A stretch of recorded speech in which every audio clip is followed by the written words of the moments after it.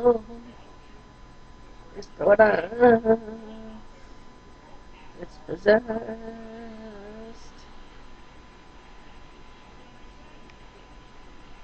Okay, I don't know why this camera's on. Alright,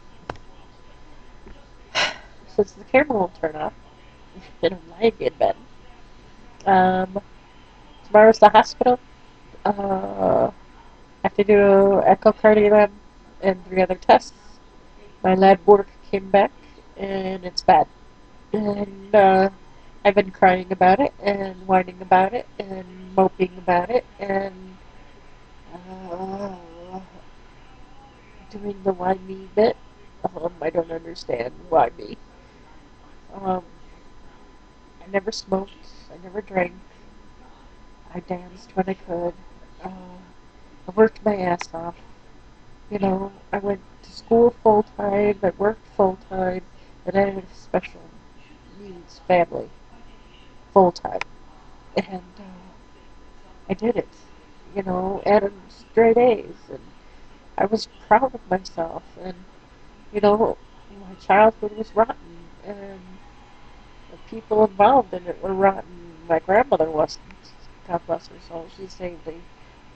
But the adults that were supposed to be the adults, you know, were doing their job. My mom died a couple of years ago, and it was not a good passing, and she was full of cancer from head to toe 3 years ago.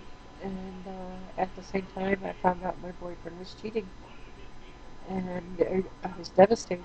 And I went on autopilot, and it wasn't the first time he cheated. You know, he had promised to be faithful. He had committed, said he was committed to us, and the first chance he got, you know, he was going online checking out sites, and I found it on his new computer,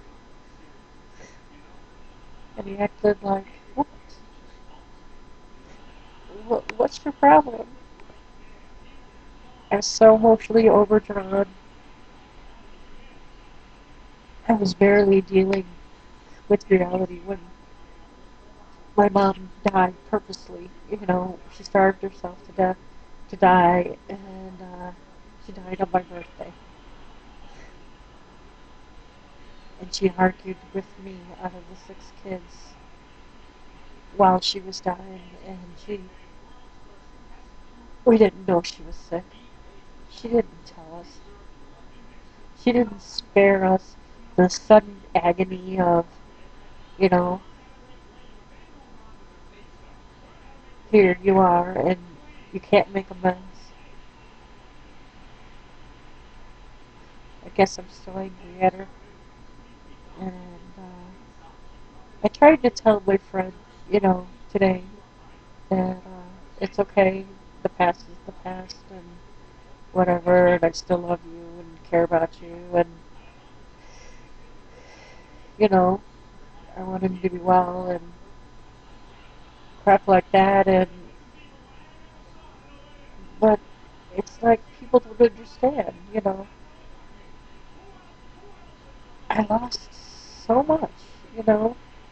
Um, the day my mother died, my answer to that was, well, now my mother has made me the orphan I have always been. And only people that are in my life will understand, you know, what it's about. Foster homes and abuse and neglect and alcoholics and drug addicts and evil people, you know, abusive monsters and nightmares. And that was my childhood, you know.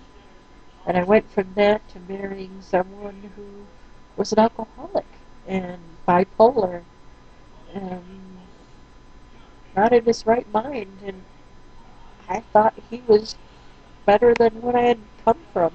I didn't know any better, and nobody saved me. Nobody helped me. Nobody understood. And I tried to save him. And then the kids came, and I saved the children, you know. And I everything was about keeping the kids safe and trying to keep him away from us and trying to keep him calm and oh God, I walked on eggshells for 15, 16 years and they wonder, why I became sick. The emotional trauma triggers, you know, um, I started being sick after my first was born and they didn't diagnose it until a year ago, year and a half ago.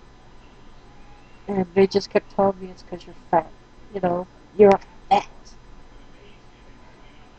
My answer to them now is fuck you.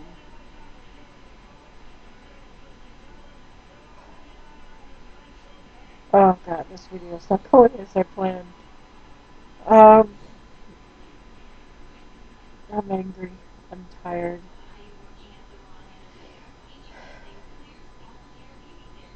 I still find myself saying, I'm sorry. I had to be trained to stop saying that when I went to a job. And I would say, I'm sorry. And my boss said to me, why are you saying you're sorry all the time? You need to stop. And I had to learn to stop saying it. I had been programmed to say it constantly. And somebody today made me say, I'm sorry, I'm sorry again. And it reminded me of all of that. And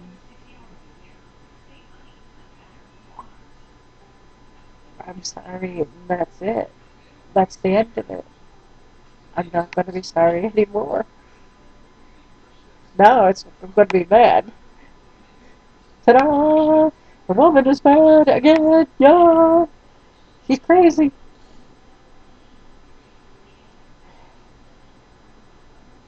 I gave up so much and came from so far. And I don't understand the plan for having this disease. It doesn't make any sense. They say God won't give you more than you can handle, and I just feel like God forgot and left the doors open and kept giving me shit and forgot to turn it off, you know? Can you send a couple angels to clean this mess up? I need some help. Ugh. Sunday was perfect. Saturday was perfect. I went to the park. Oh, it was so beautiful. Water fountain and geese and uh, ugly ducklings and ducks and frogs and fish. So beautiful. And the water, it was a lake, like, with the pond in the middle. And it reminded me of the park, um, Indiana State Park, with the pond, except there was a fountain in it. So beautiful. And I just wanted to stay there. And I did walking with the walker that I hadn't done in months. And Sunday I woke up and I was sore from Saturday, but it was okay because it was just sore muscles, and my back. It was hurting. So Sunday I went to the church. That's the first time I've gone to church in 3.5 years. And it was so peaceful. And I enjoyed it so much. And then I sat and watched TV. But in the meantime, I made dinner and I walked around and I visited the neighbor. And I went with my walker everywhere I could go. Monday, I woke up and I couldn't get out of bed at all. The exhaustion was so bad that I couldn't keep my eyes open. I've been crying today, so my sinuses are messed up. Talking to my friend made me upset today.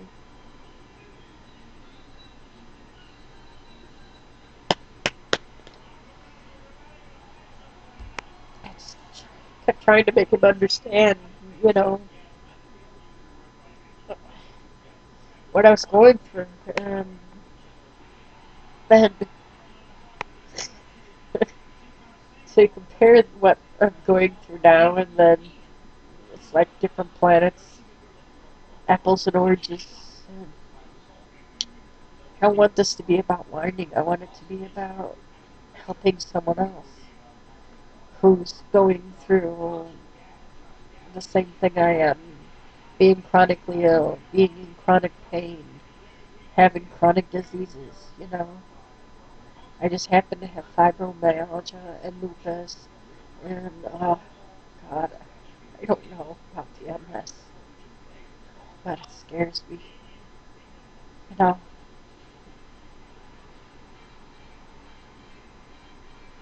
I don't understand how it can turn on one day and turn off, you know, go for months, weeks of flaring and having flares and sores and burned skin and itching toes and itching legs, and that turned into a burn, and then it acts like a sunburn when it actually peels, you know, and then the weakness in the muscles, and I can't hold a coffee cup because it's too heavy, and you don't want to eat because you're nauseous, and like today I was throwing up and nauseous, so not eating, and my mouth is sore, there's sores in my mouth, but it's not as bad a flare as the last one I had, and thank God for that. That was like the holy mother of flares. Um, I don't know how to fix it. I don't know how to tell you good news. I don't see any good news. My blood tests came back and they're not good. My liver and kidneys aren't acting good. I have lupus in my, it's called central nervous system. And so it's in my brain and in my spine. And there's things in my brain, you know, these plaques in my brain and these, um, you know, the shit's fucking with my brain. My brain, you know? Uh, how could you not be scared? It's fucking with my spine. It's fucking with my nerves. It's messing up my eyesight, you know? Yeah, I can't see, you know, well anymore as I did before. And it's still, my eyes hurt, and they're light sensitive, and go out in the sun, you gotta have sunglasses, because my eyes hurt too much to be in the sun, you know. The vision that's coming back is not the same as before it left. Um, my brain comes and goes. My mind was clear today to help somebody do some writing, and I was glad to do it.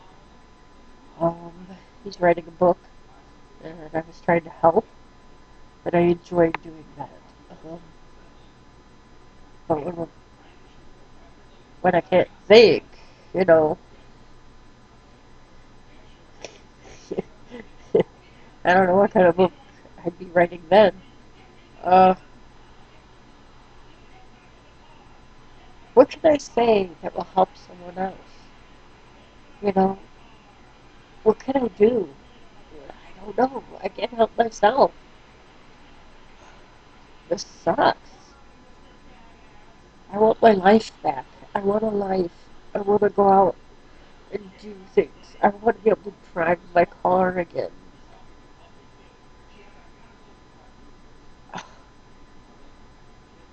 I don't know if I have to start screaming at the doctors to help me, but it seems like they're shaking their heads and they don't know what to do. Well, you're screwed. I'm screwed. If the doctors can't figure it out, how can I figure it out? I think I need to fire some people.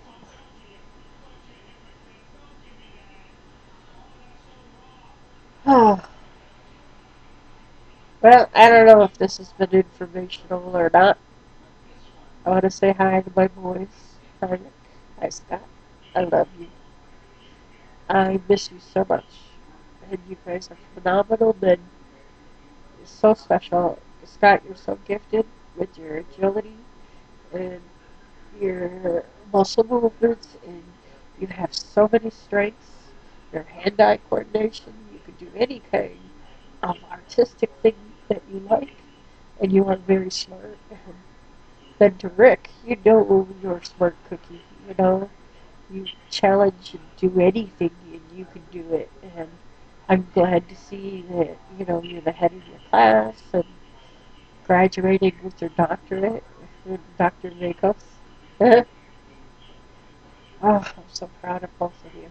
And I want to say I love you. That's all for now. All right, close.